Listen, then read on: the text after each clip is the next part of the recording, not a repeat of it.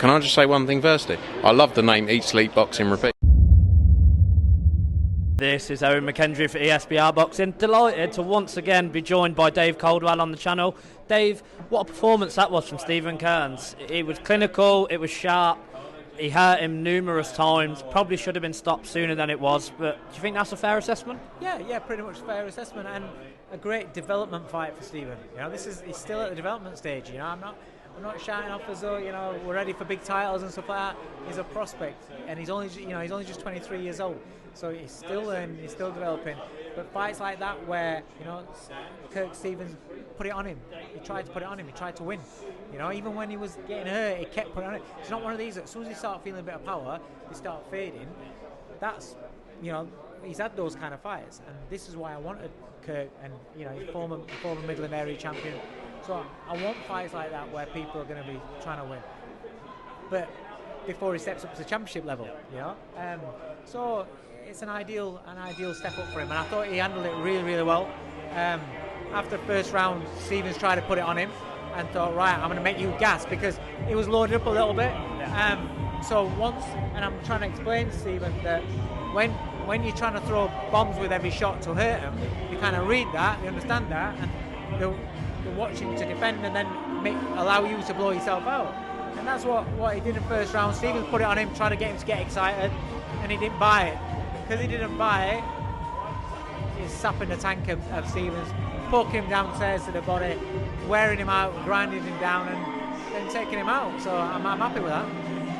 Is Stephen's power almost a bit like the angel and the devil on one shoulder, because he's going in, he's stopping people regularly, 12 fights, 8 stoppages. It's almost like you have to step him up, but you want to keep him at the right level at the same time. So is it almost a bit like an angel and a devil, because he's just disposing of guys that should be giving him rounds? It is exactly that.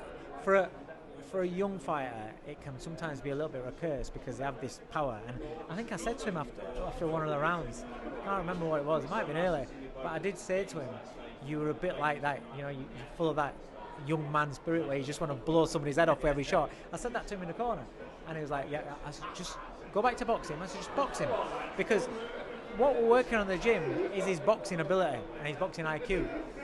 That's what I want to see, because you've got the power in your hands. It'll transfer to the end of the punches if you do the right thing. He said to me he was almost disappointed because it was a body shot knockout and not just a straight knockout.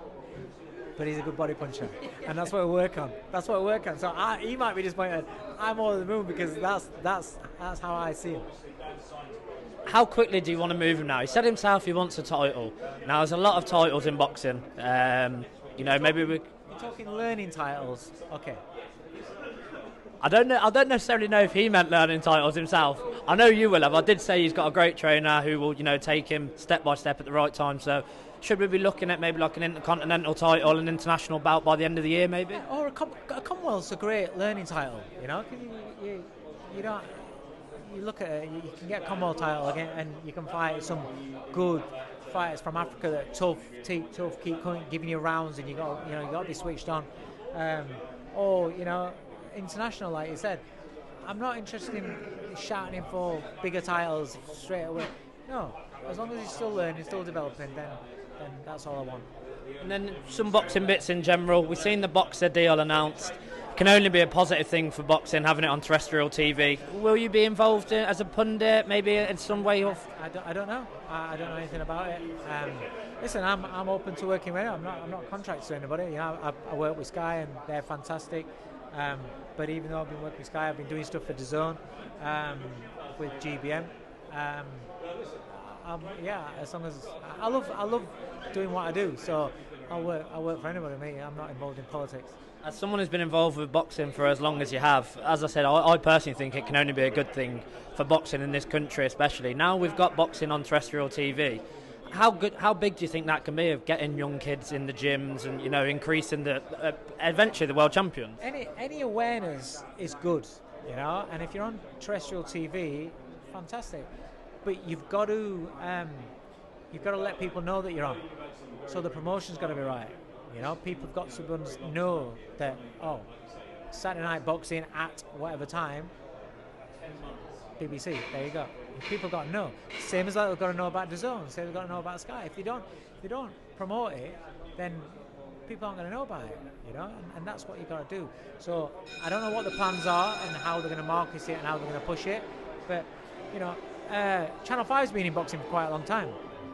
Channel 5 shows have been getting really good views. I think they've been getting like million people, million viewers on some of the shows, most of the shows. They're unbelievable numbers.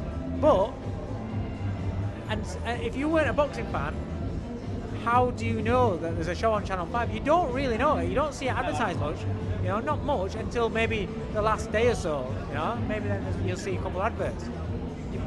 I think you've got to pump it so people know, oh, I can't go out Saturday night because I want to watch that fight, or I want to get back Saturday night at that time because of that fight. Otherwise people just go out and then you miss it. I don't want to touch on the circus act of the side of boxing too much, but we've seen Jake Paul announce that he's fighting Gervonta Davis. AJ was the front runner.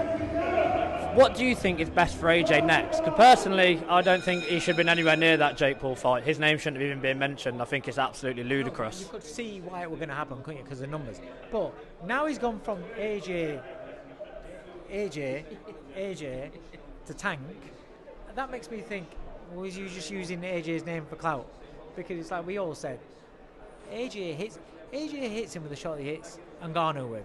Oh my God, his head's coming clean off, right? So he's probably thought it's a bit, all right, I'll use it for clout, like he has done with a lot of fighters. Plays the game really well, it's fantastic. But then he's gone and made a fight with Tank, who for me is just wasting his career. It's an exhibition, so it's not a fight. So it's again where he can tell his minions and his followers, he's fought Gervonta Davis, and in the contract it'll probably say, don't you dare fucking knock me out. Because it's an exhibition, they can't get away with that. You can get away with that. If it's a real fight, you can't, because then that's fixing. But it's an exhibition, so they can do what they want. Big daft gloves on, you don't hit me, I won't hit you, sort of shit.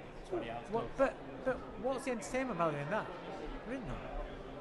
You might as well just call it for what it is and say, oh, we're going to spar. We're going to make it a public spar, charge money for it. If you want to watch it, but we're going to spar. Some great spars in gyms, great spars. That might be a great spar, but it's a spar. What would you want to see for AJ next? Because obviously he still wants another crack at world title. Fury. Yeah, I'd want to see Fury.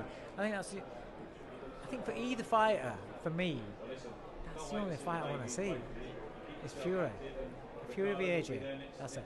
And then one final one from me. It's one of the best fights I've seen in my lifetime. Canelo Crawford. We're getting very close. Have you made an opinion over who's going to win? Has that changed at all as we get closer? So right from the word go, when the fight was made, I was like, ooh, I fancy Crawford, because I think at the stages of the careers, the static version of Canelo, loading up on single shots, I think Crawford has the style, the brains, and the know-how that if he gets hit with one big shot, he can ride out the next wave, get on his bike, move round. He can box southpaw, which we've seen Canelo struggle with in the past. There's a lot of factors of Crawford that I would say would lend him towards being able to win that fight. The major one, obviously, that Canelo's got in favour is just the brute force and strength of it. So if Canelo's punching in bunches and can move his feet a little bit better, then it could be an hard fight for Crawford. Also, I'm seeing these clips of Crawford. He looks stacked, he looks big. Does that slow him down? Does that affect his stamina, his movement, carrying that extra weight around? Does that zap his gas tank? Because his gas tank's got to be on point. So as it's getting close, I'm like going, oh, maybe it is a little bit too much. I don't know. It's just such a great fight. I can't wait for it. Dave Coldwell, an absolute pleasure as always. Thank you so much for your time.